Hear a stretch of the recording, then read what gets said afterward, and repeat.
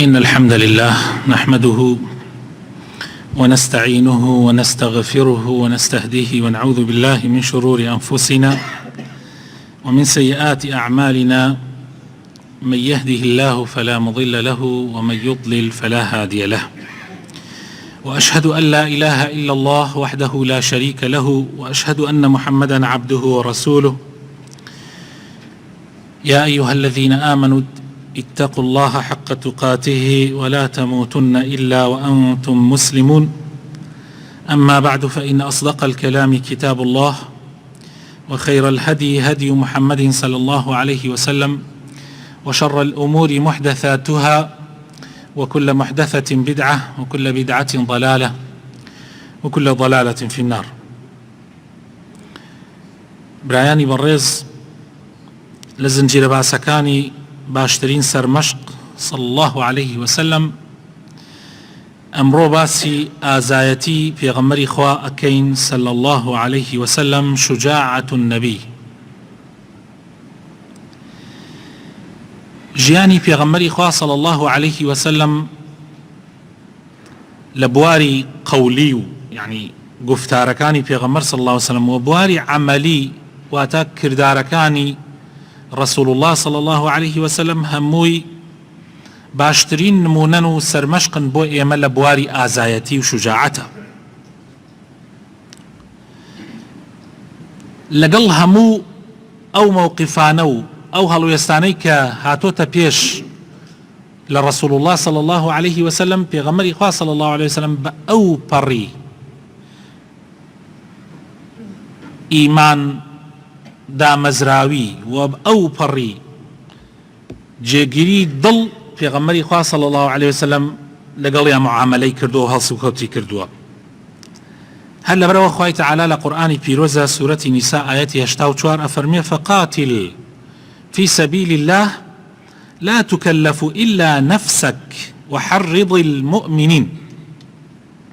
خوای تەعالا فەرمان بە پێغەمبەرەکە صلی الله عليه وسلم بجەنگێ بەرامبەر بە کافرەکان، بەرامبەر بە مشریکەکان، و خوای تەعالایش تەنها تەکلیفی خۆی لەسەری ئەخا. یعنی پێغەمبەری خوا صلی الله عليه وسلم خوای تەعالا محاسبەی ناکا لەسەرەوەی کەوا بۆ خەڵکی تر لەگەڵیا نەجەنگان، ئەم لەسەرێتی تەبلیغ بکا، ڕاگەیاندن لەسەر پێغەمبەرە صلی الله عليه وسلم، بەڵام دڵ لە لای خوایە. بۆیە خوای تەعالا فەرمێ لا تكلف إلا نفسك وحرض المؤمنين. تۆ لەسەرتە مسلمانان هان بدەی کە بەرامبەر بە کافرەکان بجەنگن. یعنی مەقسەد لێرە پێغەمبەر صلی الله عليه وسلم خوای تەعالا داوای لێکا بجەنگێ بەرامبەر بە کافرەکان ئەگەرچی بە تاق و تەنیاش بێ، ئەگەرچی بە تاق و تەنیاش بێ. و پێغەمبەری خوا صلی الله عليه وسلم گوێی نەئەداوە ئەوەی کە چەند کەس ها لەگەڵیا کاتی ڕوبەڕووی دوژمنان ئەبوویەوە. پێشی پێغەمبەرایەتی، یعنی پێشەوەی پێغەمبەر صلی الله عليه وسلم تەمەنی بگاتە 40 ساڵ، یعنی وحی بۆ دابەزێ، پێغەمبەری خوا صلی الله عليه وسلم لە چەند مووقیفە شجاعەت و ئازایەتی دیار بووە. بۆ نمونە لەگەڵ قوڕەیشا کاتێ بەرامبەر بە عەشیرەتی هەوازن جەنگێک بەرپا بوو، پێ ئەوترا جەنگی فوجار، چونکە لە مانگەکانی حروما بوو، عەرەبیش عادەتی وابوو ئەگەر لەو مانگانە شەڕ بکرێ بە تاوانیان نەزانی، بۆیە ناو جەنگەکەیان نا حەربی فوجار. پێغەمبەری خوا صلی الله عليه وسلم تایە بەشداری کرد لەگەڵ مامەکانیە، و ئەو پەڕی ئازایەتی نوان تایە کە تەمەنی هێشتا نزیکەی 20 ساڵان بوو. هەروەها پێغەمبەری خوا صلی الله عليه وسلم بە تاق و تەنیا لە غاری حیرایە، لە ئەشکەوتی حیرایە چەند شەو ئەمایەوە عیبادەتی خوایە کرد بە تاق و تەنیا، بە شەرتێک غاری حیرا ئەو کاتە لە سەحرایەکا بوو. ئێستا غاری حیرا تۆزێ نزیک بۆ تۆ لە مەکە، بەهۆی ئەوە مەکە فراوان بۆتەوە، بەڵام ئەو کاتە دوور بوو لە مەکەوە. ئەمجا بشو بروش پیغمبری خواه صلی الله علیه وسلم لبیا بتاقو تنیا عبادتی کرد اگر کسی کی چاو نترسو آزان بوایا نیتوانی. ئەمجا پێغەمبەری خوا صلی الله علیه وسلم لە سەرەتای بانگەوازەکەی خۆشەویستەکانم ڕوبەڕووی ناڕەحەتیەکی زۆر بوویەوە لەلایەنی مشریکەکانەوە، زۆر بە توندی دژایەتی پێغەمبەریان کرد صلی الله علیه وسلم و دژایەتی بانگەوازەکان کرد، بەڵام پێغەمبەری خوا صلی الله علیه وسلم بەردەوام بوو لە ڕاگەیاندنی دینی خوا و هیچ کاتێک قووەتی دوژمنەکان هێزی ئەوان یەکگرتنی ئەوان بۆ دژایەتیکردنی پێغەمبەر صلی الله علیه وسلم پێغەمبەری خوای سارد ناکردەوە، بەڵکو لە هەر مووقفێکا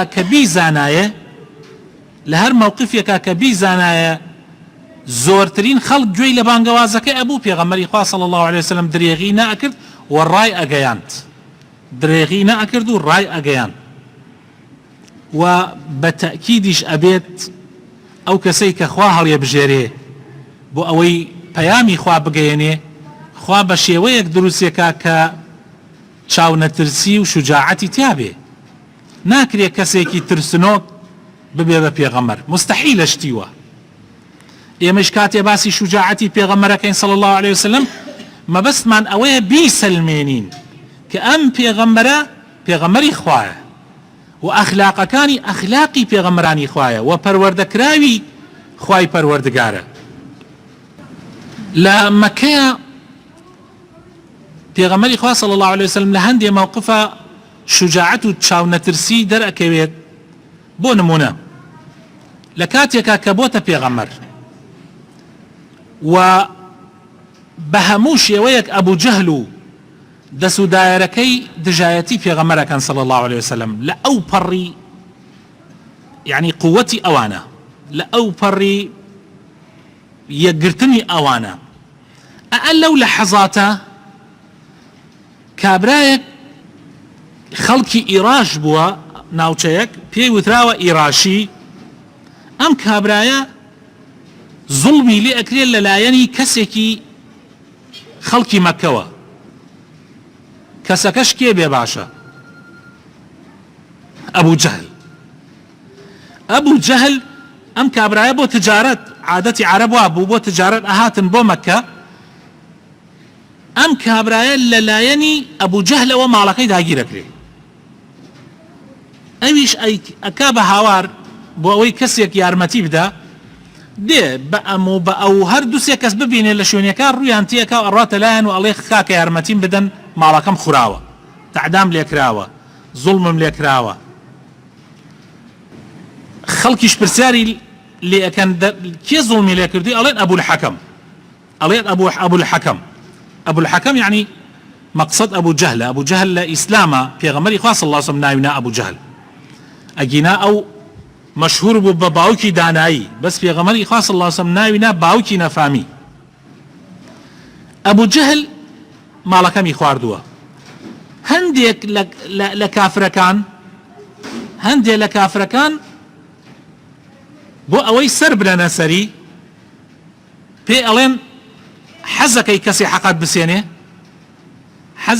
حەقت بسێنێ، ئەویش ئەڵێ منیش بۆیە هاتم بۆ لای ئێوە یەکێک حەقم بسێنێ، پارەکەم بۆ بگێڕێتەوە.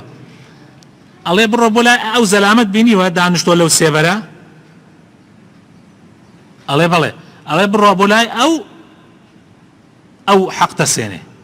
ئەوان مەبەستیان ئەوەیە کە گاڵتەی پێ بکەن.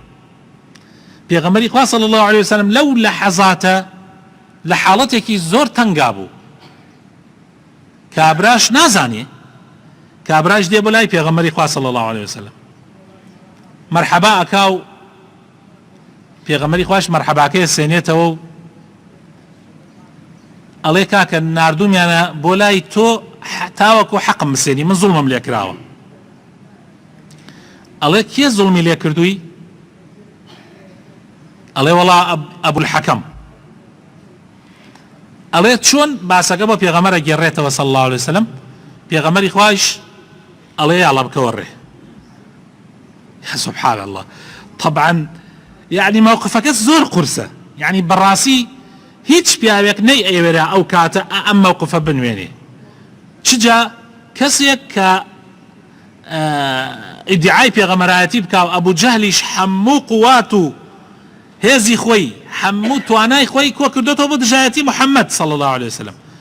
ئێستا محەممەد بە کابرا ئەڵێ هەڵسەبا بڕۆین بۆ ماڵ ئەبوو جەهل، بۆ ماڵ ئەبوو الحەکەم على ئەساس يعني ئەڕۆن ئەدەن لە دەرگای ماڵی. طبعا ئەوانەی وا ئەم کابرایانە نارد عجایبیان هات، يعني تەسەور ئەوەیان نەکرد کە پێغەمبەر صلی الله عليه وسلم هەڵسێ لەگەڵ کابرا بڕۆە. بۆیە یەکێکیان نارد لەگەڵیا وتیان بڕۆ دوورۆ دوور تەماشاکە بزان چی ڕوەدا. ئەوان بە تەمای شەڕێک و بە تەمای ئەوە بوون ئێستا دەست و دایرەکەی ئەبوو جەهل بدەن لە پێغەمبەر صلی الله عليه وسلم. کاتێک کە پێغەمبەری خوا صلی الله عليه وسلم ئەدا لە دەرگای ماڵی ئەبوو جەهل ئەڵێ کێیە؟ ئەڵێ محەممەد. ئەڵێ بۆچی هاتووی؟ ئەڵێ هاتووم حەقی ئەم کابرایە بیتەوە، ئەم کابرا ئیراشیە کە ماڵەکەیت خواردووە بە نەحەق، هاتووم حەقەکەی بیتەوە.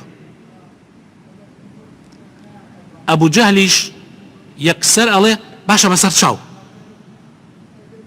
يعني کابراکە لە دوورە تەماشاکە عەجایبی دێ. ئەبوو جەهل ئەچێتە ماڵ پارەکەی بۆ ئەهێنێ و ئەیدا بەدەستی کابراوە و کابراش زۆر سوپاسی پێغەمبەرەکان صلی الله عليه وسلم و دوای ئەوە دێتەوە بۆ ناو ئەو جەماعەتە و ئەڵێ دەستان خۆش بێ ئەو کابرایی وا ئێوە وتان حەقەکە میسان دەستان خۆش بێ. نازانێ ئەوان بۆ ئەوە ناردیان کە کێشە دروست بێ. زۆر سەیریان دێ. کابرا هاتەوە هاوڕێکانوان نردوبیان وتیان چی ڕوویدا؟ وتی والله عجب العجاب. زۆر سەیر بوو. محەممەد ڕۆیش دای لە دەرگای ماڵی ئەبوو الحەکەم وتی حەقی ئەم کابرایە بەرەوە، ئەویش بەبێ یەک و دوو وتی بەسەر چاو، ڕۆیشت حەقەکەی بۆ هێنا و تەسلیمی کرد و تەواو. هەر زۆر سەیر بوو. کاتی ئەبوو الحەکەم یعنی ئەبوو جەهل هات بۆ ناو مەجلیس کۆبوونەوە لە دەوری وتیان باشە ئەبوو الحەکەم ئەمڕۆ شتێ ڕوویدا زۆر سەیرمان هات. کابرای ئیراشی کە تۆ ماڵەکەی داگیر کردبوو هات محەممەدی لەگەڵ خۆیان هێنا و هاتن دایان لە دەرگای ماڵی ئێوە و تۆش پارەکە تەسلیم کرد و حەقەکەت دایەوە و نازانم بۆ ئاوا يعني بۆ ئەوەنە مووقفەکە بەو شێوە بوو. وتی والله ئەوەی ڕاستی بێ محەممەد خۆی نەبوو، والله حشترێک هەرگیز نەمبینیوەکو ئەو حشترە ملی بەرز بێ سەری لە ئاسمان بوو، دەمێکی زۆر گەورەی پێ بوو، هەر دانێکی ئەوەندە گەورە بوو بەبان سەرێوە ڕاوەستا بوو دەمی داچەقاند بوو ئەگەر من بموتایە نایدەمەوە والله هەر ملمی هەڵەکەنە. ئیتر منیش لە ترسە تەسلیمم کرد و ئاوا بوو. پێغەمبەری خوا صلی الله عليه وسلم شجاعت و چاونەترسی لە مەککەیشا دیار بوو کە تۆ بتوانی بەو شێوازە ڕوبەڕووی ئەبوو جەهل ببیتەوە و ڕوبەڕووی ئەو هەموو بێدین و کافرەی مەککە بانگی خوا بدەی بە گوێیانە، قورئانی خوا بدەی بە گوێیانە کە ئەوان لە هەر لەحزەیەکە احتیمال هەبوو بکوتنە سەر ماڵی پێغەمبەر صلی الله عليه وسلم و پێغەمبەری خوا بکوژن. خەڵکی مەککە بڕیاری کوشتنی پێغەمبەریاندا صلی الله عليه وسلم دوای ئەوەی کە هاوڕێکانی کۆچیان کرد بەرەو مەدینە ئەوەی کە مایەوە لە مەککەیە سێ نەفەر مایەوە پێغەمبەری خوا صلی الله عليه وسلم ئەبوو بەکر و عەلی ڕەزای خوایان لێبێ. ئیمامی ئەبوو بەکر و ئیمامی عەلی بە ئەمری پێغەمبەر صلی الله عليه وسلم مابوونەوە، باقی هەمووی کۆچی کردبوو. بۆیە خەڵکی مەککە بڕیاریاندا کافرەکان پێغەمبەری خوا بکوژن پێش دەرچوونی، چونکە ئەیانزانی ئەگەر پێغەمبەری خوا دەرچێ لە مەککە و بڕوا بگاتە مەدینە ئیتر لە دەستیان دەرئەچێ وەزعەکە. بۆیە هەر تیرەیەک زەلامێکی خۆی دەستنیشان کرد لە شەوا بڕۆن بکوتنە سەر پێغەمبەری خوا صلی الله عليه وسلم. جبریلیش خەوەرەکەی هێنا بۆ پێغەمبەری خوا صلی الله عليه وسلم، هەواڵەکەی هێنا کەوا ئەوان نیەتێکی ئاوایان هەیە بۆیە ئەبێ کۆچ بکەی. ئەگەر تەماشاکەن لە هەموو لە حەزاتی کۆچکردنی پێغەمبەر صلی الله عليه وسلم شجاعت و چاونەترسی پێغەمبەری خوا صلی الله عليه وسلم دیارە. ئەوان هاتون دەوروبەری ماڵی پێغەمبەریان داوە، بەڵام لەو ساتەی کە ئەوان دەوروبەریان داوە پێغەمبەری خوا صلی الله عليه وسلم دەرئەچێت لە ماڵ و مشتی خۆڵ هەڵەگرێ ئەیکاتە دەمچاویان و ئەو ئاەتە خوێنێتەوە لە سوورەتی یاسین: وجعلنا من بين أيديهم سدا ومن خلفهم سدا فأغشيناهم فهم لا يبصرون. ئەم جا هەنگاو بە هەنگاو لە کۆچا لە کاتی کۆچکردنی پێغەمبەر صلی الله عليه وسلم هەنگاو بە هەنگاو ئازایەتی پێغەمبەر دەرەکەوێت. ناڕەحەتترین لە حەزاتی ئەو لە حەزاتەیە کە ئەوان دێنە لای ئەشکەوتەکە، ئەشکەوتی ثەور، ئەبوو جەهل و جەماعەت ئەگەنە ئەوێ شوێن پێی پێغەمبەری خوا صلی الله عليه وسلم هەڵەگرن تا ئەگەنە ئەوێ. ئەبوو بەکر ئەفەرمێ ئەی پێغەمبەری خوا ئەگەر تەماشای ژێر پێیان بکەن حەت تەماشای پێڵاوەکانیان بکەن ئەمان بینن. يعني ئەوەندە موقفەکە يعني ئیحراجە. ئەبوو بەکر زۆر ئەترسێ لەبەر ئەوەی پێغەمبەری خوا صلی الله عليه وسلم ئەگەر بگیرێ ئەیکوژن و وەزعەکە زۆر سامناکە، زۆر ترسناکە. بەڵام پێغەمبەری خوا صلی الله عليه وسلم فەرمێ ئەبوو بەکر گومانت چییە بە دوو کەس ئەگەر خوا سێمیان بێ؟ ئەلەو لەحزاتە. ما ظنك باثنين الله ثالثهما، بەبێ هیچ تێکچوونێک. دوای ئەوەیش کە لە ئەشکەوتەکە دەرئەچن بەردەوام ئەوان بە دواوەیان بە دوای پێغەمبەرەوەن صلی الله عليه وسلم و بە دوای ئاسار و شوێنەواری ئەو دوو حشترەوەن کە پێغەمبەر و ئەبوو بەکری هەڵگرتووە. حتا سوراقە هەر شوێنیان ئەکەوێ، نزیکیان ئەبێتەوە. ئەبوو بەکر بەردەوام تەماشای دوا ئەکا، سوراقە بە ئەسپەکەیەوە ئەبینێ، زۆر ئەترسێ ئازاری پێغەمبەری خوا بدا. بەڵام پێغەمبەری خوا صلی الله عليه وسلم قورئان ئەخوێنە و لا ناکاتەوە، هەر تەماشاش ناکات. ئەنەس ئەفەرمێ خوای لێ ڕازی بێ، أفرمي كان النبي صلى الله عليه وسلم أحسن الناس وأجود الناس وأشجع الناس. پیغمبری خدا صلى الله عليه وسلم روشتي لهمو خلقي جوان تربو، پیغمبری خدا صلى الله عليه وسلم لهمو کس سخی تربو، لهمو کسی آزاد تربو. شوێکیان دەنگێکی زۆر گەورە لە مەدینە هات، دەنگێکی زۆر گەورە. ئەڵێ خەڵکی مەدینە هەمووی ڕاچەڵەکان ڕوبەڕووی دەنگەکە چوون، چونکە دەنگەکە زۆر گەورە بوو. ئەڵێ لەو کاتە ئەوان بەرەو ئەوێ ئەچوون، سەیریان کرد پێغەمبەری خوا صلی الله عليه وسلم لەولاوە بە ئەسپێکەوە هاتەوە. ئەسپەکەی پێغەمبەری خوا صلی الله عليه وسلم لەولاوە هاتەوە بە ئەسپەکەی ئەبوو تەلحەوە کە سەرجیشی بەسەرەوە نەبوو، ڕوت بوو و شمشێرەکەی بەشانەوە بوو پێغەمبەری خوا صلی الله عليه وسلم. خەڵکی جارێ لە ماڵ دەرئەچن ئەڕۆن بۆ شوێنەکە، بەڵام پێغەمبەری خوا صلی الله عليه وسلم لەیەوە دێتەوە و پیان ئەفەرمێ هیچ مەترسن، هیچ مەترسن، هیچ نییە. لەم توراعوا لەم توراعوا. خۆشەویستەکانم، ئەمە چی مووقفێکە؟ یعنی ڕئیسی وڵاتێک کاتێ لە قەومانێک ئەبێ یان دەنگێک ئەبێ یان شتێک ئەبێ، خەڵک لە ماڵەکانی خۆیان هێشتان دەرنەچون، ئەو لەو سەرەوە دێتەوە، هەواڵەداتە خەڵکیەڵێ هیچ نییە مەترسن. ئەمە چی ئەگەیەنێ؟ هیچ کەسێک ئەماکە، هیچ ڕئیسێ، هیچ گەورەیەک، هیچ ڕئیس عەشرەتێک ئەمە ئەکا، بەڵکو خەڵک عادەتی وایە حیمایەکانی ئەنێرێ، خەڵک ئەنێرێ ئەڵێ بڕۆنزان چییە؟ بەڵام پێغەمبەری خوا صلی الله علیه وسلم خۆی ئەڕوات و هێشتا ئەوان نەگەیشتنە نیوەی ڕێگا، ئەو دێتەوە لەو سەرەوە، هەواڵیان بۆ دێنێ. ڕۆژێکیان مسلمانان لە غەزایەکا بوون کە گەڕانەوە زۆر ماندوو بوون، ئەوە بوو هەر پرشوبڵاوە بوون و باسم کرد بۆتان لە دەرسێکی ترە. هەر یەکیان چوونە پاڵدارێک خەوتن پێغەمبەری خوا صلی الله علیه وسلم چووە پاڵدارێک شمشێرەکەی کردە قەی دارەکەیە و ئیسراحەتی کرد یەکێ لە کافرەکان شوێنیان کەوتبوو حتا ئەوان خەویان لێکەوت کە خەویان لێکەوت کوتایە سەر پێغەمبەری خوا صلی الله علیه وسلم شمشێرەکەی بە قەی دارەکەەوە بوو شمشێرەکەی لە پێغەمبەری خوا هەڵکێشا و نای بەسەر سێنگی پێغەمبەری خوا صلی الله علیه وسلم هەڵی سان وتی ئێستا کێ لە دەستی من ڕزگارتەکە پێغەمبەری خوا صلی الله علیه وسلم وە بێتێک چوون فەرمووی ئەڵڵا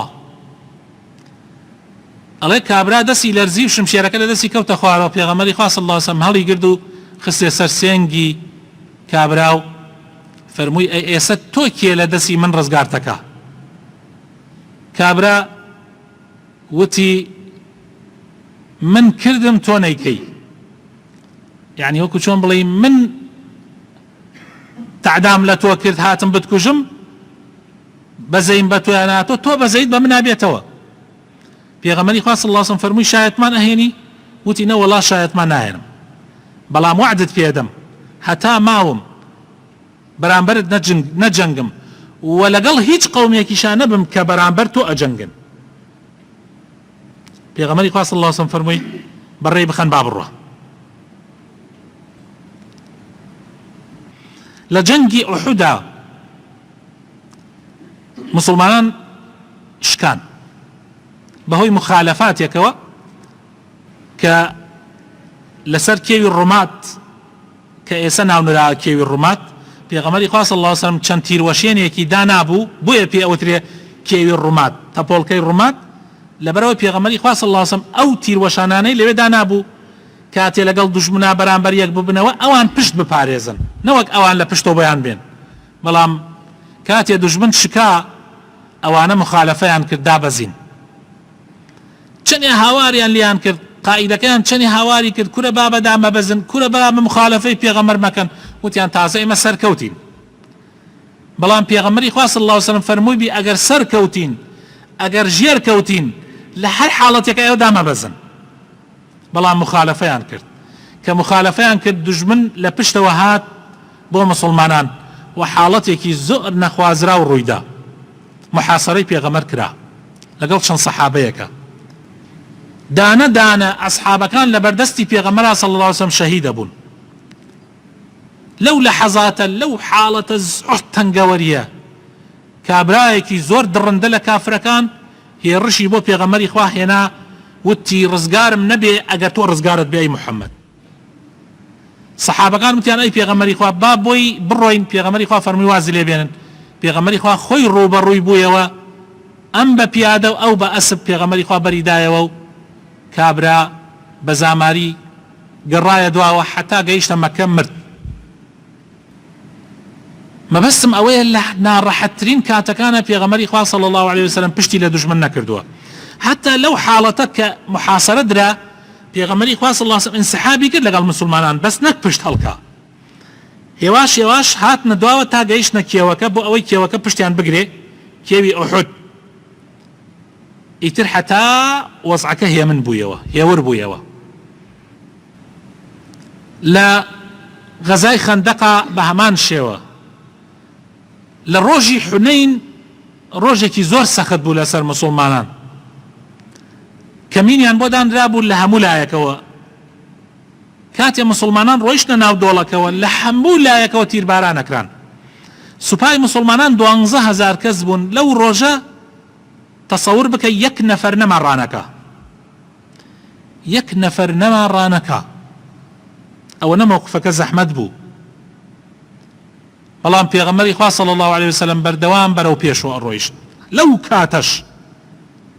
لەو کاتەش ئەو کەسەی کە ڕەشمەی حوشترەکەی پێغەمبەری گرتبوو کە خزمی خۆی بوو ئەڵێ نەم ئەزانی چی بکەم بەڵام لە شەرما چونکە ڕەشمەی حوشترەکەی پێغەمبەرم گرتبوو پێغەمبەری خوا هەر بەرەو پێشەوە ڕۆیشت لە شەرما منیش ڕام نەکرد بەس ئەو مایەوە لەوەدا پێغەمبەری خوا صلی الله علیه وسلم فەرمووی هاوار بکەن بە ئەنسارەکان بگەڕێنەوە پیان بڵێن پێغەمبەر بانگتانەکە جا کابرایش هاواری کردوتی ئەنسارەکان پێغەمبەری خوا بە تەنیا ماوەتەوە بانگتانەکە ئەفەرمێ ئەنسارەکان گەڕانەوە وەکو چۆن مناڵیان بەجێڵا بێ ئەڵێ حیوانی وا هەیە مەسەلەن لە مووقفێکە کاتێ بەچکەکەی بەجێ ئێڵێ و تەماشای دوا ئەکا بەچکەکەی بەجێ ماوە ئیتر ئەڵێ خۆی داتە کوشت ئەگەڕێتەوە ئەڵێ لەو کاتە ئەنسارەکان کاتێ بینیان پێغەمەری خوا بەجێ ماوە ئاوا گەڕانەوە خوای تەعالا کردی بەو 200 کەسە سوپا گەورەکەی تائیف شکیا دوای جێشەکە هەمووی گەڕایەوە و مسلمانان سەرکەوتنێکی زۆر مەزنیان بەدەستهێنا بەس سەرەتای جەنگەکە مسلمانان هەموویان ڕایان کرد ئللا پێغەمبەر نەبێ صلى الله عليه وسلم و هەر بەرەو پێشوو ئەڕۆیشت و ئەی فەرموو ئەنا ئیبن عەبد المطەلب ئەنا النەبی لا کەذب ئەی فەرموو من کوڕی عەبد المطەلبم من پێغەمبەرم نەک درۆ من پێغەمبەرم نەک درۆ و بەردەوام بەرەو پێشوو ئەڕۆیشت و